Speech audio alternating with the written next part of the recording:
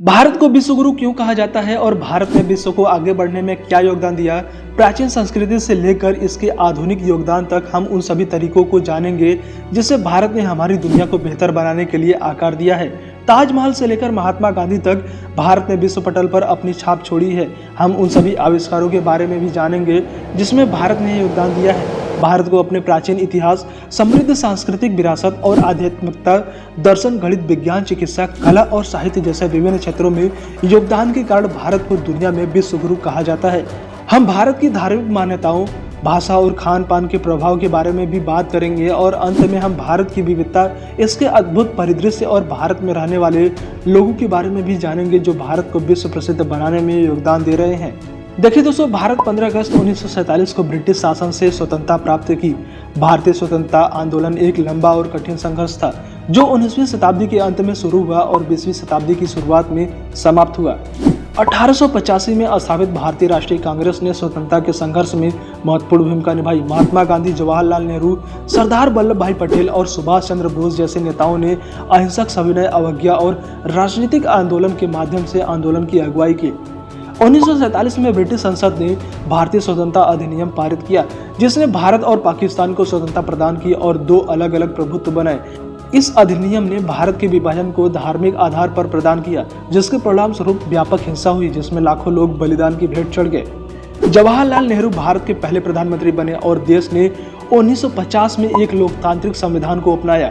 भारत की स्वतंत्रता से ब्रिटिश शासन का अंत हुआ और भारतीय इतिहास में एक नए युग की शुरुआत हुई और तब से लेकर अब तक भारत में अनेकों बदलाव हुआ। तो चलिए दोस्तों, भारत में हुए इस बदलाव के बारे में जानते हैं। देश को आजाद हुए 75 साल हो गए हैं। हम 34 करोड़ से 137 करोड़ हो गए। देश का नागरिक पहले औसत 34 साल जीता था, अब 69 साल जीता है। देश की जीडीपी 2.93 लाख करोड़ रुपए से बढ़कर आज करीब 147 लाख करोड़ रुपए हो गई।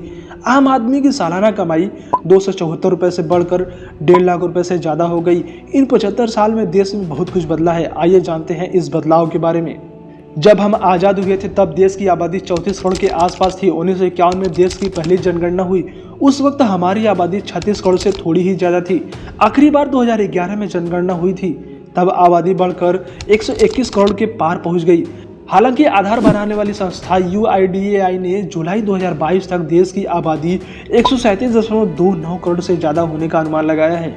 इन 75 सालों में आम आदमी की कमाई भी बढ़ी है। 1950-51 में देश में एक आदमी की सालाना कमाई 274 रुपये थी। आज के हिसाब से देखा जाए तो ये रकम काफ़ी कम है। आज 274 रुपये में महीने भर का मोबाइल डेटा प्लान भी नहीं आता, लेकिन उस वक्त एक आदमी की साल भर की कमाई इतनी ही थी। आज़ादी के बाद से अब तक देश में प्रति व्यक्ति सालाना कमाई सैकड़ों गुना बढ़ गई है। 2021-22 में प्रति व्यक्ति औसत आय 1.5 लाख रुपए से ज़्यादा रही थी। एक अनुमान के मुताबिक आज़ादी के वक्त देश के 25 करोड़ से ज़्यादा लोग गरीबी रेखा से नीचे थे, जो उस वक्त की आबादी का 80% होता है।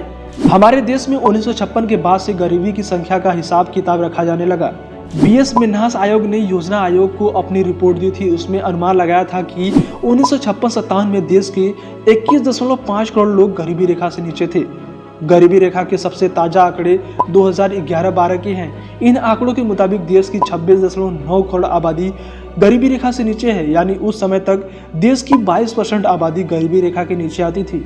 गरीब कौन होगा, इसकी परिभाषा भी सरकार ने तय कर रखी है। इसके मुताबिक अगर शहर में रहने वाला व्यक्ति हर महीने 1000 रुपये से ज़्यादा कमा रहा है और गाँव में रहने वाला व्यक्ति की हर महीने की कमाई 816 रुपये से ज़्यादा है तो वो गरीबी रेखा से नीचे नहीं आएगा। आज़ादी के वक्त देश में कितनी बेरोजगारी थी, इसको लेकर कोई सरकारी आंकड़ा मौजूद नहीं है। बेरोजगारी को लेकर national sample survey office NSSO ने 1972-73 में पहला सर्वे किया था। उस सर्वे के मुताबिक उस वक्त देश में बेरोजगारी दर 8.35% थी। सरकार की ओर से बेरोजगारी दर को लेकर आखिरी आंकड़ा 2020-21 का है। 2020-21 में हुए सर्वे के मुताबिक देश में बेरोजगारी दर 4.2% थी। किसी भी देश की आर्थिक सेहत कैसी है, इसको जानने का पैमाना है GDP यानी ग्रॉस डोमेस्टिक प्रोडक्ट। ऐसा माना जाता है कि जब अंग्रेज भारत आए थे तब दुनिया की GDP में भारत की हिस्सेदारी 22% से ज़्यादा थी, लेकिन जब वो छोड़कर गए तो ये हिस्सेदारी घटकर 3% पर आ गई। आज़ादी के बाद से अब तक हमारी GDP 50 गुना बढ़ी है। 1950-51 में हमारी GDP 2.93 लाख करोड़ रुपए थी, जो 2022-23 में 147.36 लाख करोड़ रुपए से ज़्यादा होने का अनुमान है। कोरोना ने बता दिया कि किसी भी देश के लिए मजबूत हेल्थ इंफ्रास्ट्रक्चर कितना जरूरी है। आज़ादी से लेकर अब तक हमारे देश के हेल्थ इंफ्रास्ट्रक्चर में अच्छी खासी बढ़ोतरी हुई है। आज़ादी के समय देश में 30 मेडिकल कॉलेज थे, लेकिन अब 612 कॉलेज हैं। इतना ही नहीं, आज़ादी के समय देश भर में 2014 सरकारी अस्पताल थे और अब इनकी संख्या 41,000 से ज़्यादा है। डॉक्टरों की संख्या भी 13 लाख से ज़्यादा बढ़ी है। आज़ादी के बाद से अब तक बाल मृत्यु दर और औसत आयु में हालात सुधरे हैं। सेक्स रेशियो में भी हमारी अच्छी स्थिति हो गई है। आंकड़ों के मुताबिक 1951 में 1000 बच्चों पर मृत्यु दर जहां 146 थी, वो 2019 में घटकर 30 हो गई। यानी 1951 में हर 1000 बच्चों में से 146 बच्चे ऐसे थे जो 1 साल भी नहीं जी पाते थे, लेकिन अब इनकी संख्या घटकर 30 हो गई है। वहीं अगर औसत आयु की बात करें तो आज़ादी के वक्त देश की औसत आयु 34 साल थी। यानी उस वक्त एक व्यक्ति औसत 34 साल ही जी पाता था। हालांकि अब औसत आयु बढ़कर 69.7 साल हो गई है। लेकिन सेक्स रेशियो में हमारी हालत काफी सुधरी है। 1951 में हर 1000 पुरुषों पर 946 महिलाएं ही थी, लेकिन अब ये आंकड़ा बढ़कर 1020 महिलाओं का हो गया है। एक वक्त था जब भारत को सोने की चिड़िया कहा जाता था। इसका कारण ये था कि हमारे देश में हर घर में सोना हुआ करता था। आज भी दुनिया भर में सबसे ज्यादा सोना भारतीय घरों में ही है।